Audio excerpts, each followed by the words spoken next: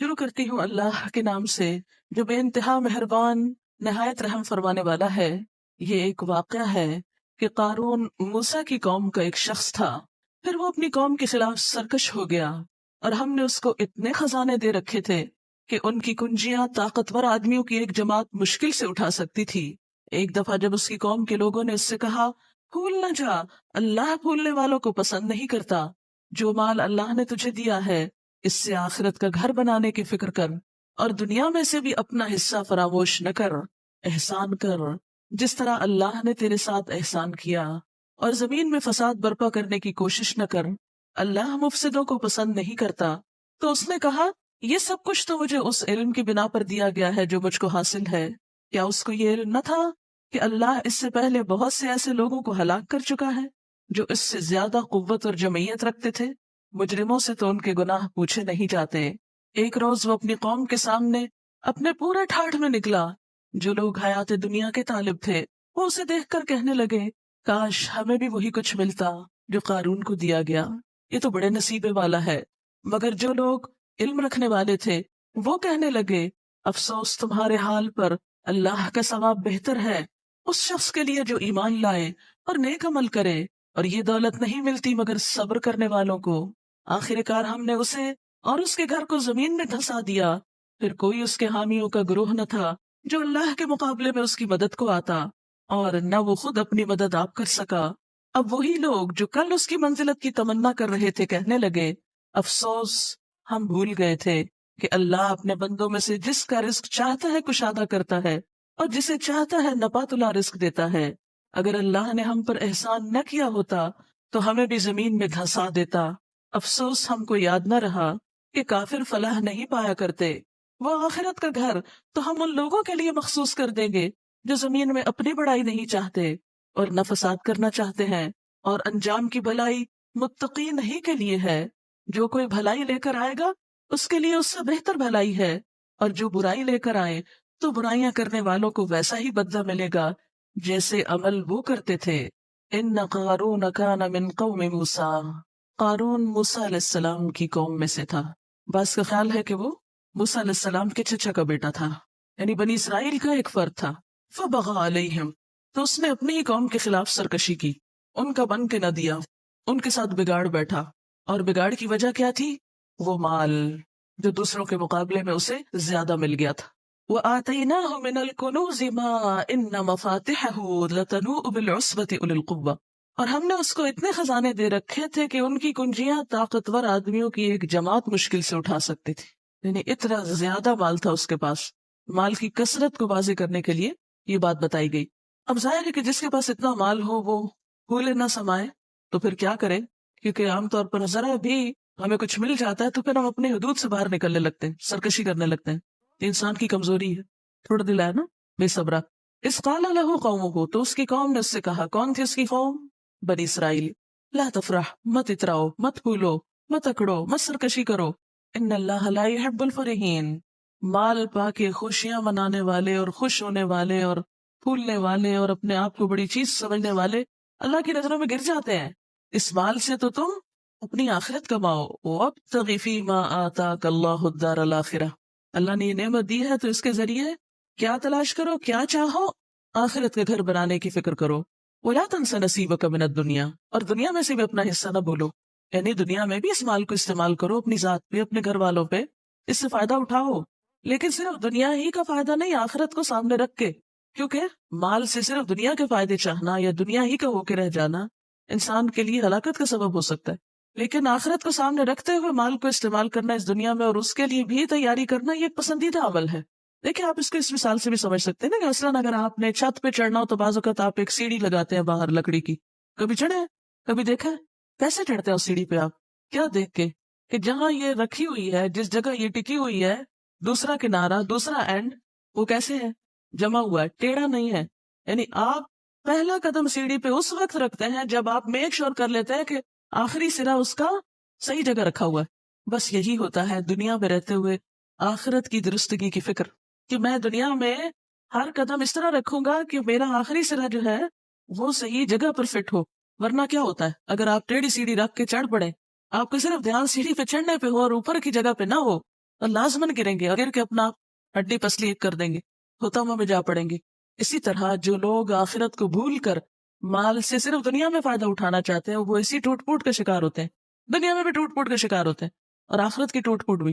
اس سے بچنے کی ضرورت ہے، یہی یہاں سبق سکھایا جا رہا ہے۔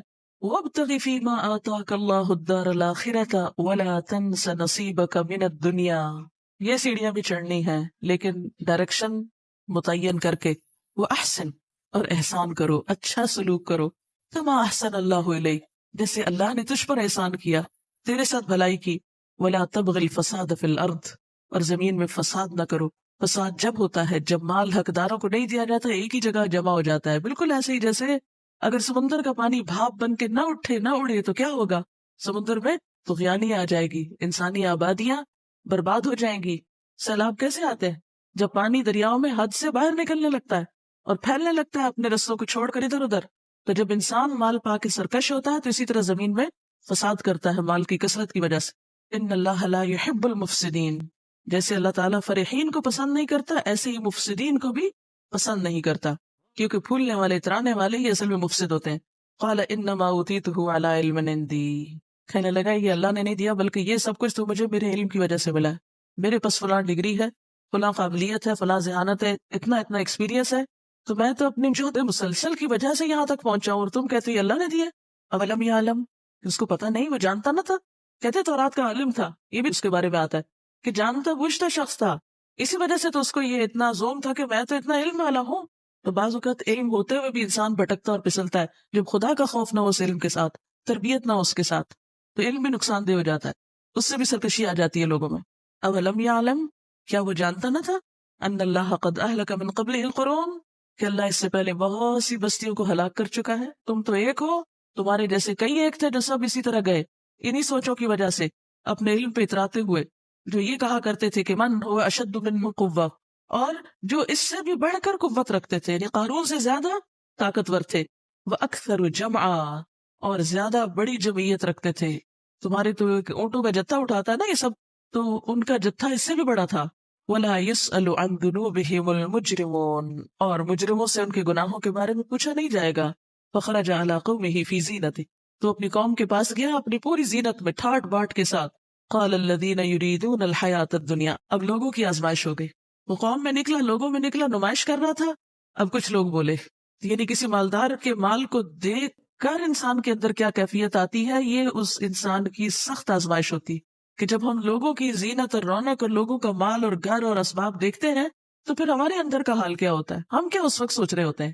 بہرحال تو ان لوگوں نے جن کے دل میں دنیا کی محبت تھی، دنیا چاہتے تھے، دنیا دار تھے، دیکھ کے کیا کہنے لگے، یا لیت، ہے کاش، لنا مثل ما اوتی قارون، ہمارے پاس بھی اتنا ہوتا جتنا قارون کے پاس، کاش ہمیں بھی اتنا ہی مل جاتا، کاش ہم بھی قارون ہوتے۔ انہ لذو حظ عظیم، یہ تو بڑے ہی نصیب والا ہے، بڑی قسمت والا ہے، کیونکہ عام طور پر ہم خوش قسمت انسان کس کو سمجھتے ہیں؟ جس کے پاس بہت دولت۔ وقال الذین اوتوا العلم، اور وہ لوگ جنہیں العلم دیا گیا تھا، یعنی صرف علم نہیں بلکہ علم کے اندر وہ علم کی روح بھی، ویلکم، یہ تمہیں کیا ہو گیا، ستیہ ناس تمہارا، ثواب اللہ خیر لمن آمن وعمل صالحا، اللہ کا ثواب، اللہ کی دی ہوئی جزا اور بدلہ زیادہ بہتر ہے اس شخص کے لیے جو ایمان لائے اور اچھے کام کرے۔ لیکن وَلَا يُلَقَّاهَا إِلَّا الصَّابِرُونَ، یہ صفت نہیں آتی، یہ عظیمت کی راہ نہیں آتی، یہ سوچ نہیں آتی، یہ خیال نہیں آتا مگر صبر والوں کو۔ فَخَسَفْنَا بِهِ وَبِدَارِهِ الْأَرْضِ، تو ہم نے اس کو اور اس کے گھر والوں کو زمین میں دھسا دیا، یعنی زمین کے اندر تک دراڑ ایسی پڑ جائے کہ انسان اس کے اندر اندر چلا جائے، وہ اپنے گھر اور ٹھاٹ باٹ محل سمیت زمین میں دھس گیا۔ فما كان له من فئة ينصرونه من دون الله، وہ سارے اس کی چاہت رکھنے والے اور سارے ہواری اور سارے اس کے دوست احباب اور رشتہ دار اور وہ سب ٹھاٹ ایسے ہی پڑا رہ گیا، کوئی بھی آگے نہ آیا کہ اس کی مدد کرے۔ یہ ہوتی ہے دنیا کی رونق اور زینت کہ جب مصیبت آتی تو انسان تنہا رہ جاتا ہے۔ وما كان من المنتصرین، اور وہ مدد کیے جانے والوں میں سے نہ تھا۔ واصبح الذين تمنوا مكانه بالامس، اور اب کیا ہوا، وہی لوگ جو کل تک اس کے مقام کی تمنا کر رہے تھے کہنے لگے، یقولون ویکأن اللہ، ہم تو بھول گئے، افسوس ہم بھول گئے اس بات کو کہ یبسط الرزق لمن یشاء، کہ اللہ پھیلاتا ہے رزق جس کے لیے چاہتا ہے، من عبادہ، اپنے بندوں میں سے، ویقدر، اور جس کا چاہتا ہے تنگ کر دیتا ہے۔ ڈگریاں ہوتے ہوئے بھی، علم ہوتے ہوئے بھی، قابلیت ہوتے ہوئے بھی پائی پائی کو ترستے ہیں. لولا امن اللہ علینا، پھر انہیں پتہ چلا یہ تو ہمارا بھی امتحان تھا، اگر اللہ ہم پہ احسان نہ کرتا لخسف بنا، تو ہم بھی اس کے ساتھ جاتے، کیونکہ ہم بھی اس کی تمنا کر رہے تھے، ہم بھی وہی بننا چاہ رہے تھے. وہی کانہ لا یفلح الکافرون، بات یہ ہے کہ کافر فلاح نہیں پاتے. اب دیکھیے کہ المرء مع من احب کی بات بھی یاد رکھیے، اور اس کے ساتھ السعید من وعظ بغیرہ، خوش قسمت وہ ہوتا ہے جو دوسروں سے عبرت پکڑ لے، دوسروں پہ گزرنے والے حالات سے نصیحت پکڑ لے، اور اس وقت میں نہ پڑے کہ جس میں وہ خود مصیبت میں پڑھ کے سبق سیکھے. تلک الدار الاخرہ، یہ آخرت کا گھر، نجعلھا للذین، اسے ہم ان لوگوں کے لیے بنا رہے ہیں، لا یریدون علوا فی الارض، جو زمین میں بڑا نہیں بننا چاہتے، علو نہیں چاہتے، زمین میں ذاتی بڑائی سے خالی ہیں، ولا فسادا، اور نہ وہ فساد کرنے والے ہیں، کیونکہ فساد ہوتا ہی بڑائی کے شوق میں ہے. والعاقبۃ للمتقین، اور انجام تو تقوی والوں ہی کے لیے اچھا ہے. من جاء بالحسنۃ فلہ خیر منہا، جو نیکی لایا اس کے لیے اس سے بہتر بدلہ ہے. ومن جاء بالسیئۃ، اور جس نے برا کیا، فلا یجزی الذین عملوا السیئات الا ما كانوا یعملون، تو برائیاں کرنے والوں کو ویسا ہی بدلہ ملے گا جیسے وہ عمل کرتے تھے. ان قارون کان من قوم موسیٰ فبغى علیہم، قارون موسیٰ علیہ السلام کی قوم میں سے تھا، یعنی بنی اسرائیل میں سے، لیکن وہ اپنی قوم سے کٹ کے فرعون کا وفادار بن گیا، فرعون کا ساتھی بن گیا، اور اس کا فائدہ اس کو کیا پہنچا کہ وہ فرعون کا مقرب ہو گیا. اور پھر ایک طرف مال و دولت بہت تھی، دوسری طرف بادشاہ وقت کا تقرب تھا، تیسری طرف اس کے پاس علم بھی تھا، ہنر بھی تھا، مہارت بھی تھی. تو اپنی خدا داد صلاحیتوں کی وجہ سے اس نے بہت کمایا، حتیٰ کہ وہ مصر کا سب سے زیادہ دولت مند شخص بن گیا. آج کے دور میں دنیا کا سب سے دولت مند شخص کون ہے؟ Bill Gates. کیسے نام آتا ہے، دلچسپی کی بات ہے. تو وہ بھی اپنے دور کا بل گیٹ تھا، یعنی بہت دولت تھی اس کے پاس. اب ہونا تو یہ چاہیے تھا کہ دولت پا کر وہ دینے والے کا شکر گزار ہوتا، اس کی خوشی کی خاطر اس کے بندوں پر خرچ کرتا، اللہ تعالیٰ کے آگے جھکتا. لیکن بدقسمتی اس کی ہے کہ اس دولت نے اس کے اندر فخر اور غرور پیدا کر دیا. فخر، غرور، تکبر، یہ اس پورے سبق کا مین یا بنیادی نقطہ ہے. قارون کا جو انجام ہوا اس کے پیچھے کیا چیز کار فرما تھی، کس چیز نے اس کو تباہی سے دوچار کیا؟ مال و دولت نے نہیں، ہو بادشاہ کا مقرب ہونے نہیں، مال پا کر شکر گزار ہونے کے بجائے فخر اور غرور کرنے نے. اب کیا ہوا؟ فبغى علیہم، اپنی قوم کے سامنے سرکشی اختیار کی، فخر اور غرور اس کے اندر پیدا ہو گیا. اور وَآتَيْنَاهُ مِنَ الْكُنُوزِ مَا إِنَّ مَفَاتِحَهُ لَتَنُوءُ بِالْعُصْبَةِ أُولِي الْقُوَّةِ. یہاں مال کی کثرت مراد ہے کہ اتنا مال اس کو دیا گیا کہ جس کی صرف کنجیاں ہی، اتنے خزانے تھے کہ ان خزانوں کی صرف چابیاں ہی ایک مضبوط جماعت مشکل سے اٹھا سکتی تھی. اِذْ قَالَ لَهُ قَوْمُهُ، اس کا یہ حال دیکھ کر اس کی قوم نے اس کو نصیحت کی. قوم سے مراد یہاں بنی اسرائیل ہے. بنی اسرائیل نے اس شخص سے کہا لا تفرح، فخر نہ کرو، غرور نہ کرو، پھولو مت، اتراؤ مت، اکڑو مت، بڑے مت بنو. ان اللہ لا يحب الفرحین، کیونکہ فخر و غرور سے بھرے ہوئے لوگ اللہ کو اچھے نہیں لگتے، اترانے والے اللہ کو پسند نہیں. اس کے برعکس کیا کرو؟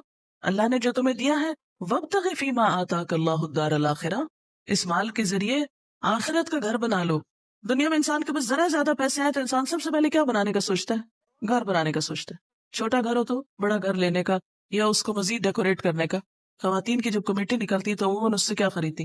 یا اپنی جیولری وغیرہ، یا پھر گھر کے پردے بدلنے کی سوچتی.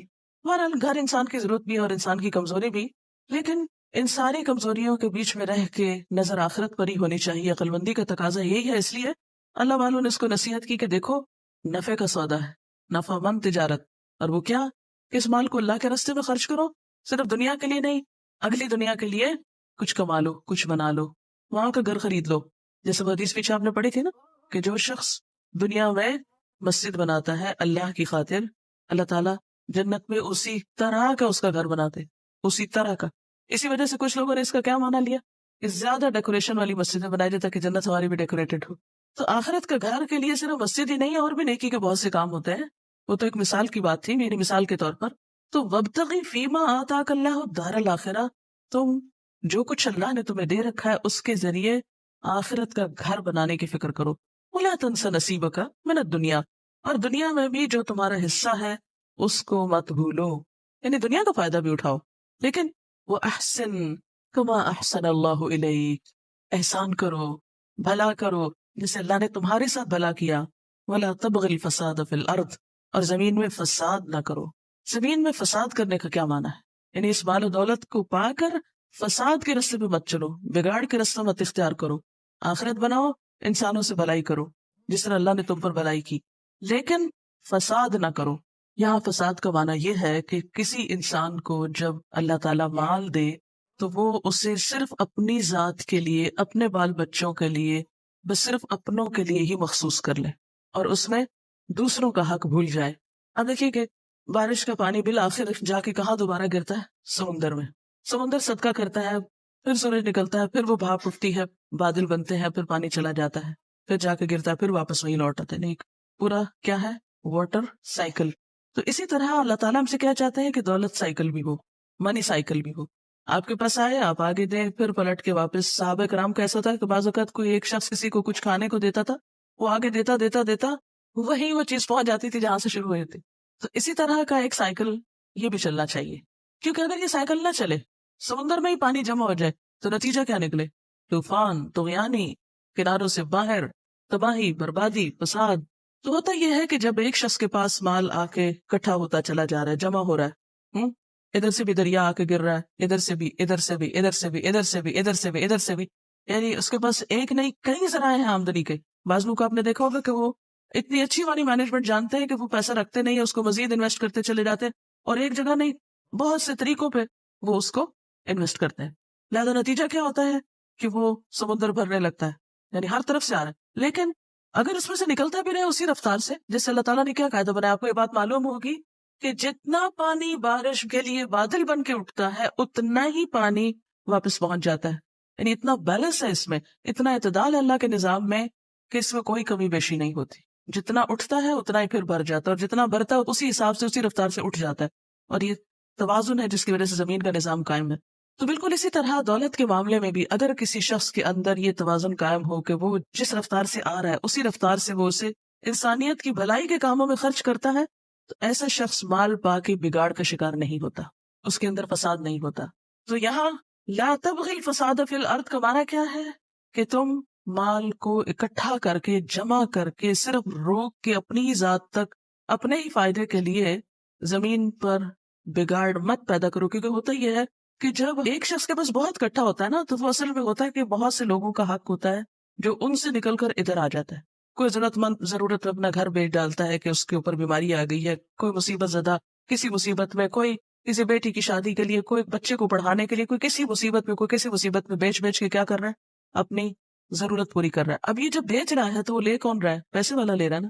اب پیسے والے کے پاس اپنی ضرورت سے کہیں زیادہ ہو گیا، اور بھوک سے تڑپ رہے ہیں، بیمار سسک رہے ہیں، اور اسی طرح پریشان ہیں۔ اب وہ جب ایک جگہ اکٹھا ہو گیا تو سب کا حق گویا ایک کے برتن میں آ گیا، سب کے برتنوں سے نکل کر ایک کے برتن میں آ گیا، ایک کا برتن زیادہ بھر گیا اور باقی جو ہے وہ خالی لوٹ رہے ہیں۔ اب اس کا نتیجہ کیا ہوگا؟ جہاں بھوک ہوگی، جہاں بیماری ہوگی، جہاں جہالت ہوگی، جہاں بے دینی ہوگی، ناسمجھی ہوگی، وہاں پھر کیا شروع ہو جائے گا؟ بھوک کے نتیجے میں نبی صلی اللہ علیہ وسلم نے کیا دعا سکھائی؟ اللہم انی اعوذ بک من الکفر والفقر، اللہ میں کفر اور فقر سے پناہ چاہتا ہوں۔ ہاں کیوں؟ ایک اور حدیث میں آتا ہے کاد الفقر ان یکون کفرا، قریب ہے کہ فقر کفر کا ذریعہ بن جائے۔ کیونکہ بہت سے لوگ جن کے پاس کھانے کو نہیں، دوائی کے لیے پیسے نہیں، علم کے لیے کوئی اسکول نہیں، وہ کیسے زندہ ہیں؟ وہ کن خیالات، کن احساسات، کن جذبات کے ساتھ وہ نسلیں کیسے پروان چڑھتی ہیں، پھر اس معاشرے کا رنگ کیا بنتا ہے؟ وہاں پھولوں کی بجائے کانٹے اگتے ہیں، پھر وہ کانٹے سب کو زخمی کرتے ہیں، حتیٰ کہ وہ پھیلتے پھیلتے ان لوگوں تک بھی پھیل جاتے ہیں جو ان کا حق روکے ہوئے ہوتے ہیں۔ نتیجے میں قتل و غارت، بدامنی، فساد، بگاڑ اور آپس کی لڑائی، جنگ، فتنہ، سب چیزیں پھر وہی سے اگتی ہیں، وہی سے نکلتی ہیں، اور اس سے زمین میں امن قائم ہو ہی نہیں سکتا، فساد اور بگاڑ پیدا ہو جاتا ہے۔ اب آپ دیکھیے کہ اس وقت جو ایسٹ ویسٹ کی ایک جنگ کی سی کیفیت ہے، اس میں بھی بنیادی بہت سی اور وجوہات ہیں۔ اس کو عموماً ریلیجن کا شیلٹر دے دیا گیا کہ یہ مذہبی جنگیں ہیں، یا مذہب ٹھیک ہے، اس میں مذہب بھی انوالو ہو گیا ہے، لیکن اگر دیکھا جائے تو یہ اس میں ایک بہت بڑا اس فساد کے پیچھے جو سبب ہے وہ مال ہے۔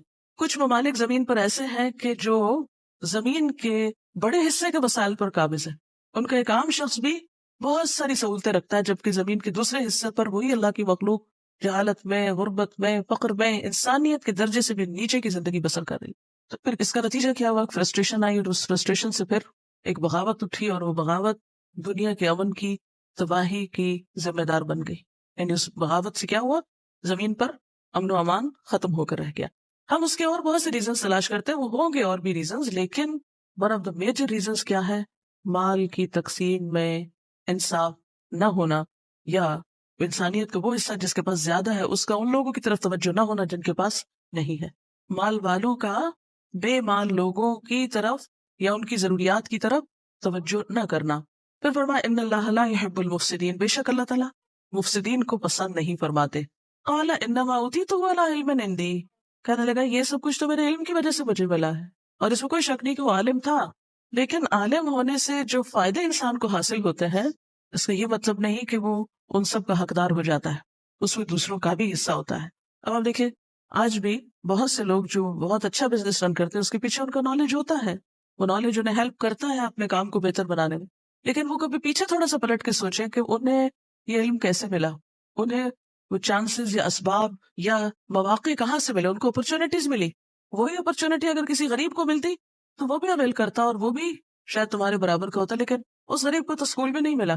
تمہیں اگر ملا تو تم پر اللہ کا احسان ہوا، ورنہ تمہاری ذہانت تو دری کی دری رہ جاتی، ساری ذہانت تخریب کاری میں استعمال ہوتی. تو تم یہ کیسے کہہ بیٹھے ہو کہ سب کچھ مجھے صرف علم کی بنا پر ملا؟ اولم یعلم، کیا اس کو نہیں پتا کہ وہ نہیں جانتا ان اللہ قد اہلک من قبلہ من القرون، کہ اللہ تعالیٰ نے اس سے پہلے بہت سی بستیوں کو ہلاک کیا ہے. من هو اشد منہ قوہ، جن کے پاس اس سے بھی بڑھ کر قوت تھی، یعنی علم کی قوت مراد ہے یہاں، جو زیادہ علم والی تھی، ہنر والی تھی. قوم عاد کو دیکھے، سمود کو دیکھے، کیا ان کے پاس علم نہیں تھا، مہارت نہیں تھی، اسکلز نہیں تھی؟ آپ نے قوم سمود کے پتھروں کے گھڑے ہوئے گھروں کی تصویریں دیکھی ہوگی کہ کس طرح کی کارونگ ہے، کس طرح کے پلرز ہیں، اور کس طرح کی کھدائی ہے، اور کیسا کیسا علم ان کے پاس ہوگا کہ جس کے ذریعے انہوں نے پورے پورے گھر صرف پہاڑوں کو کھود کھود کے اندر اندر بنائے ہوئے تھے. یعنی مشکل ترین کام تھا. تنحتون من الجبال بیوتا. اسی طرح قوم عاد جو پلرز والی عمارتوں کی تصویریں آپ دیکھتے ہیں، ارم ذات العماد التي لم يخلق مثلها في البلاد، اتنے طاقتور، اتنے علم والے کہ جن کی طرح کی کوئی دوسری قوم پیدا ہی نہیں ہوئی دنیا میں. اللہ تعالیٰ فرماتے ہیں کہ تم علم پہ بھروسہ کر کے بیٹھ گئے، تمہارے علم نے یہ تمہیں سب کچھ دیا. دیکھو تم سے پہلے کتنے علم والے تھے. وہ اکثر جمع، اور ان کے پاس نفری بھی بہت تھی. ولا يسأل عن ذنوبهم المجرمون، اور مجرموں سے ان کے گناہوں کے بارے میں نہیں پوچھا جائے گا. فخرج على قومه في زینته. اب ایک اور مشکل یہ ہوتی ہے کہ جب انسان کے پاس مال ہوتا ہے تو قدرتی طور پر اس کے اندر دکھاوے کا شوق بھی آتا ہے کہ دیکھو لوگوں میرے پاس کتنا ہے. اس دکھاوے کے پھر کئی طریقے ہوتے ہیں. تو یہاں قارون نے بھی کچھ ایسا ہی کام کیا. اور ویسے بھی آپ دیکھیں کہ جس کے پاس مال ہو دنیا کی رونق اس کے گرد جمع ہونے لگتی. اب اس زینت کی نمائش اور زینت کے اظہار کے ساتھ وہ گھر سے نکلا. قال الذین یریدون الحیات الدنیا، جو لوگ دنیا کی زندگی کے طالب تھے، دنیا کی محبت میں مبتلا تھے، وہ کیا کہنے لگے؟ یا لیت، اے کاش، یا لیت لنا مثل ما اوتی قارون، کاش ہمیں بھی وہی ملتا جو قارون کے پاس ہے، ہمیں بھی اتنا مال ملتا. انہ لذو حظ عظیم. ہر دور کے انسانوں کی ایک ہی بات ہے کہ جس کے پاس مال ہو اس کو کیا سمجھا جاتا ہے؟ بڑا ہی خوش قسمت ہے. چاہے کسی بھی طریقے سے اس نے کمایا ہو، چاہے وہ اس کے لیے کتنی بڑی مصیبت کا ذریعہ ہو، اس کو خوش قسمت ہی سمجھا جاتا ہے. یہی نفسیات وہاں بول رہی ہے دنیا کے طالبوں کی. کہتے ہیں کہ ہائے قارون کتنا خوش قسمت ہے جس کے پاس اتنا کچھ ہے. وقال الذین اوتوا العلم. اب دو طرح کے لوگ ہیں، ایک دنیا کی زندگی چاہنے والے اور ایک علم والے. اب یہ ہے علم جسے معرفت کہا جائے گا. ایک ہے وہ علم جس کو پا کر بھی دنیا کی محبت اندر سے نہیں نکلتی، وہ علم ظاہری اور سطحی علم ہے.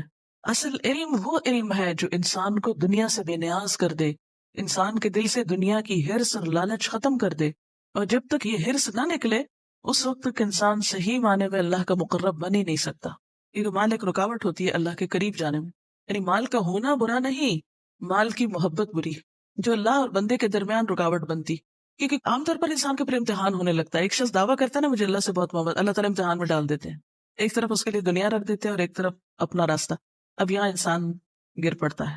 عموماً انسان کس چیز کے پیچھے جانے لگتا ہے؟ جو ظاہری رونق اور ظاہری زینت کی ہو. اور بعض اوقات اپنے نفس کو تعبیر دے دیتا ہے، میں تو صرف اس لیے مال اختیار کرنا چاہتا ہوں تاکہ میں اس سے زیادہ سے زیادہ اللہ کی عبادت کر سکوں، جبکہ پیچھے نیت کچھ اور ہوتی. تو ایک طرف ہے دنیا کی رونق اور زینت، انسان اس طرف چل پڑتا ہے، اور دوسری طرف ہے بے نام ہو کر، بے غرض ہو کر اللہ کے دین کے لیے قربانی کے درجے پر آگے بڑھنا، جو صرف وہی کر سکتے ہیں جن کے اندر روشنی ہو، جن کے اندر فرقان ہو. لیکن بہت سارے لوگوں کا حال کیا ہوتا ہے کہ ان کے پاس حقیقت کا علم نہیں ہوتا، صرف ظاہری علم ہوتا ہے. اور ظاہری علم کی بنا پر وہ ظاہری رونقوں کو اپریشیٹ کرنے لگتے ہیں. ظاہری رونق یا ظاہری زینت کو وہ کیا سمجھتے ہیں؟ اللہ کا انعام سمجھتے ہیں. لیکن اہل علم جن کو حقیقت کا علم ہوتا ہے وہ کہتے ہیں وَيْلَكُمْ ثواب اللہ خیر، اللہ کا دیا ہوا ثواب اچھا ہے، لمن آمن وعمل صالحا، جو ایمان لایا اور اس نے اچھے عمل کیے. وَلَا يُلَقَّاهَا إِلَّا الصَّابِرُونَ. بہت زبردست بات ہے جس آیت میں کی گئی. حقیقت کا علم رکھنے والے، خدا کی معرفت رکھنے والے یہ نقطہ جان لیتے ہیں کیا کہ اللہ سے ملنے والا بدلہ اس بدلے سے کہیں بہتر ہے جو انسانوں کی طرف سے ملتا ہے. ثواب اللہ کیا ہے؟ اللہ کی دی ہوئی جزا. کون سی ہوتی ہے؟ کہاں ہوتی ہے؟ کب ملتی ہے؟ دنیا میں بھی آخرت میں بھی. وہ انعام جو اللہ کی طرف سے ہوتا ہے بندے پر، جو بغیر کسی طلب کے، بغیر کسی لالچ کے، بغیر کسی ہرس کے، بغیر کسی چیز پہ نظر رکھے اللہ ایسے رستوں سے دے جہاں کا انسان کو گمان بھی نہ ہو. یہ کس کو ملتا ہے؟ تقوی سے ملتا ہے یہ رزق. وقال الذین اوتوا العلم، اور جنہیں علم دیا گیا تھا، العلم حقیقت کا علم،